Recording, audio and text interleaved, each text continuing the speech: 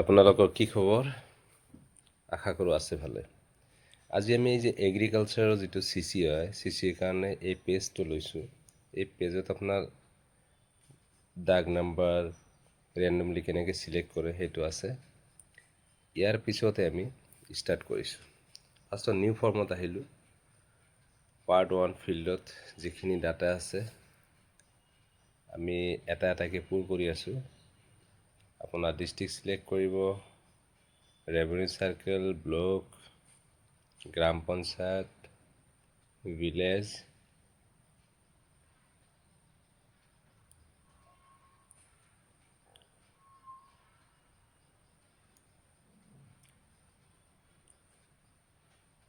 আপোনাৰ যিটো survey number, যিটো আপোনাৰ ৰেণ্ডমলি পাইছে, এই যে আপোনাৰ ৰেণ্ডম নাম্বাৰ আৰু হাইষ্ট দাগ নাম্বাৰ দি ডিভাইড কৰি যিটো পাইছে, সেই এলটেড দাগ নাম্বাৰটো আপুনি বহাব। তাৰপিছত এৰিয়া আৰু লেণ্ড এণ্ড ব্ৰেড, এইটো আপোনাৰ যেনেকৈ ষ্টেপ লৈছে, আপুনি লেণ্ডত কিমান ষ্টেপ গ'ল, ব্ৰেডত কিমান ষ্টেপ গ'ল।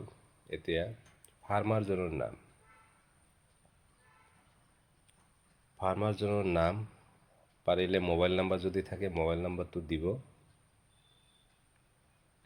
আধাৰ কাৰ্ড নাম্বাৰটোও দিব পাৰে, যদিও এইটো মেণ্ডেটৰী নহয়। এইটো নামটো বহাই আছে ফাৰ্মাৰজনৰ। ইয়াৰ পিছত ডেট অফ হাৰ্ভেষ্টিং, যিদিনা আমি কৰি আছোঁ বস্তুটো, আৰু ইয়েল্ড এষ্টিমেশ্যন এইটো আছে। তাৰপিছত এটা ফটো ল'ব লাগিব ফাৰ্ষ্টত ফাৰ্মাৰজনৰ খেতিত, ফাৰ্মাৰ আৰু এই যে মাৰ্কিং এৰিয়া, যিটো আমি ডায়েগনেলি মাৰ্কিং এৰিয়া কৰোঁ, 5 স্কুৱেৰ ফিট লওঁ, এইটো এটা ফটো হ'ব। ফটো হৈ গ'ল। ফাৰ্ষ্ট ফৰ্মৰ কাম শেষ পালে। এতিয়া আমি নেক্সট কৰিছোঁ ছেকেণ্ড ফৰ্মলৈ যাবলৈ। পাৰ্ট 2, পাৰ্ট 2ত আপোনাৰ ৰেণ্ডম নাম্বাৰ বহোৱা হ'ব। যিটো আপুনি এটা পেয়াৰ পালে, এটা ৰেণ্ডম নাম্বাৰৰ এটা পেয়াৰ, আপুনি যদি ৰেণ্ডম নাম্বাৰ পাইছিল, তাতকৈ সৰু এটা নাম্বাৰ আপোনাৰ যিটো কলমত থ্ৰাইজ কৰিব, সেই কলমৰ পৰা ল'ব লাগিব। এতিয়া আমি প্লটটো জিঅ' টেগ কৰিম। এইটো চাৰিও কৰ্ণাৰত আমি জিঅ' টেগ কৰি দিলোঁ। ফটোটো আপলোড হৈ গ'ল। এতিয়া এটা ফটো হ'ব। ফটো হৈ গ'ল। নেক্সট ষ্টেপত যাম আমি। এইটো ছেভ হৈ আছে। প্ৰত্যেকটো বস্তু এবাৰ এবাৰকৈ ছেভ হৈ থাকিব। এতিয়া যিটো ছিষ্টেম অফ কাল্টিভেশ্যন আছে, সেইটো কনভেনশ্যনেল দিব। বাকীখিনি এনেকৈ আমি আগবাঢ়িম। প্ৰত্যেকটো ষ্টেপতে প্ৰায় এটাকৈ ফটো দিব লাগে, তাৰপিছত ছেভ হৈ যায়। যিয়ে নহওক, এনেকৈ আমি বহুত সুন্দৰভাৱে ছিষ্টেমেটিকেলি আগবাঢ়ি আছোঁ। এই ভিডিঅ'টো আপোনালোকে ভালকৈ চালে চব বুজি পাব। এতিয়া এইটো ছেভ হৈ গ'ল। নেক্সট আমি যাম ফাৰ্টিলাইজাৰ কিমান ইউজ কৰিছে, মেনুৰ কিমান আছিল। এতিয়া এটা ভেলিডেশ্যন নাম্বাৰ, যিটো আপোনাৰ যিটো অবজাৰ্ভাৰ থাকিব ইঞ্চুৰেঞ্চ এজেঞ্চিৰ পৰা, ই এটা ভেলিডেশ্যন নাম্বাৰ দিব। আমাৰ যিটো এইটো এক্সপেৰিমেণ্ট নাম্বাৰটো আছে, সেইজনক দিব লাগিব। দিলে আপোনাৰ এটা ভেলিডেশ্যন নাম্বাৰ দিব। এতিয়া আমি ইঞ্চুৰেঞ্চ এজেণ্টজনৰ নাম লিখিম, ইয়াৰ মোবাইল নাম্বাৰ লিখিম, আৰু পাৰ হেক্টৰত কিমান কুইণ্টেল ধান হ'ল, পেডি ধান নহ'লে আৰু কিবা কিবি যিটো আমি CC কৰিম, এই বাকীবিলাক নৰ্মেল দিলেই হ'ল। ভিডিঅ'টো আপোনালোকে পজ কৰি কৰি চাব পাৰে। গ্ৰীণ ৱেট মানে আমি যেতিয়া কাটিলোঁ, তাৰপিছত আপোনাৰ কটাৰ পিছত আমি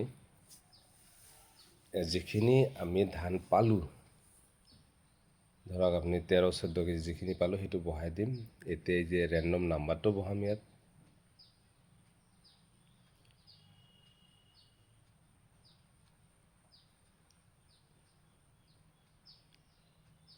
ইয়াতে চাওক, এতিয়া ৱেটটো আমি যিখিনি ধান পাইছিলোঁ 14.32 শ্ব' কৰি আছে, ইয়াৰো এটা ফটো হ'ব। এটলিষ্ট 4ৰ পৰা 5টা ফটো লোৱা হয় আৰু বাকীখিনি পজ কৰি কৰি আপোনালোকে চাব পাৰে।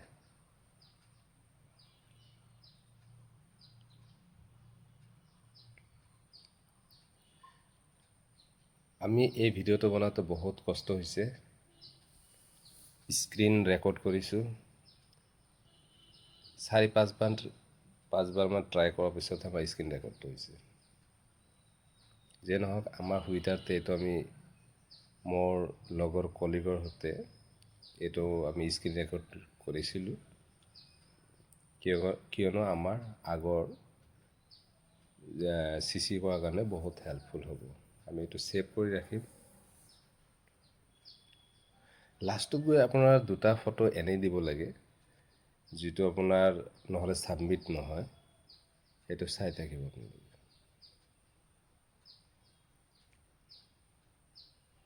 আমি কিমান ফাৰ্টিলাইজাৰ ইউজ কৰিছোঁ, কিমান ধান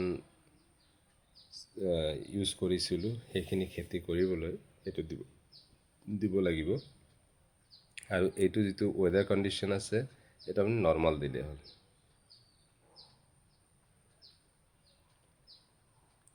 আৰু ডেট অফ হাৰ্ভেষ্টিং আমি যোনদিনা মানে পেডি হ'লে সেইদিনে কৰা যায়।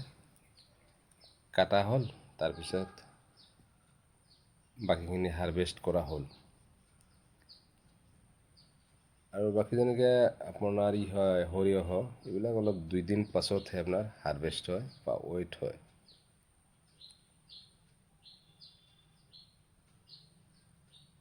আৰু ডেমেজ পাৰ্চেণ্টেজ কিমান আছিল সেইটো আপুনি দিব। এইটো নো ষ্ট্ৰেছ কৰিলে হ'ল। এটা ফটো আকৌ এই ফটোটো এনেই দিয়া হয়, এই ফটোৰ কোনো দৰকাৰ নাই।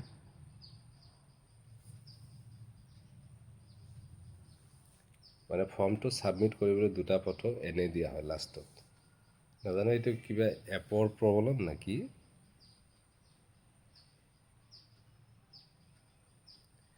তো ফাইনেলি আমাৰ গোটেইখিনি হৈ গ'ল। এতিয়া আমি ফাইনেল ফৰ্ম ছাবমিট কৰিম, আপোনালোক চাই থাকক।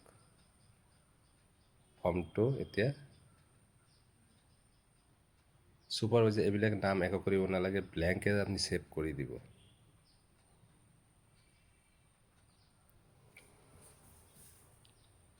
একো ভৰোৱাৰ দৰকাৰ নাই।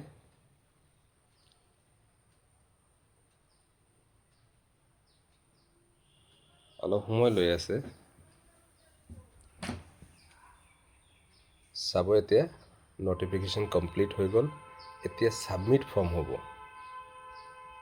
ছাবমিট ফৰ্ম হ'লে মানে আমাৰ এই CCটো কমপ্লিট হ'ল।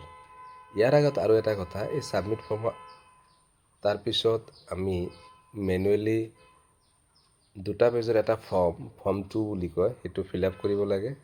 এইটো মই এটাচ কৰি দিছোঁ, চাই ল'ব।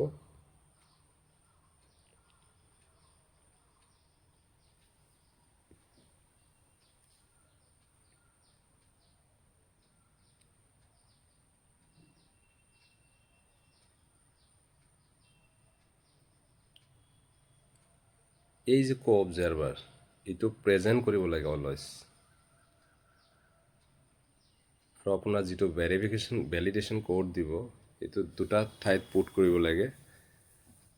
অবজাৰ্ভাৰজনে আপোনাৰ এক্সপেৰিমেণ্ট নাম্বাৰটো লৈ আপোনাক এটা ভেলিডেশ্যন নাম্বাৰ জেনেৰেট কৰি দিব। সেইটো আপুনি এই ফটোটো কোনো দৰকাৰ নাই, এই ফটোটো খালি ফৰ্মটো ছাবমিট হোৱাৰ কাৰণে দিছোঁ। এতিয়া ছেভ হৈ গ'ল। ছেভ হোৱাৰ পিছত এতিয়া আমি ছাবমিট কৰিম। এইটো আমাৰ ফাইনেলি ছাবমিটেড হৈ গ'ল। এই ফৰ্ম 2টা আমি পূৰাব লাগে। ফৰ্ম 2 বুলি কয়, 2টা পেজ থাকে। আপোনালোকে ভালকৈ পজ কৰি চাই ল'ব। য'ত নুবুজে আপোনালোকে কমেণ্টছ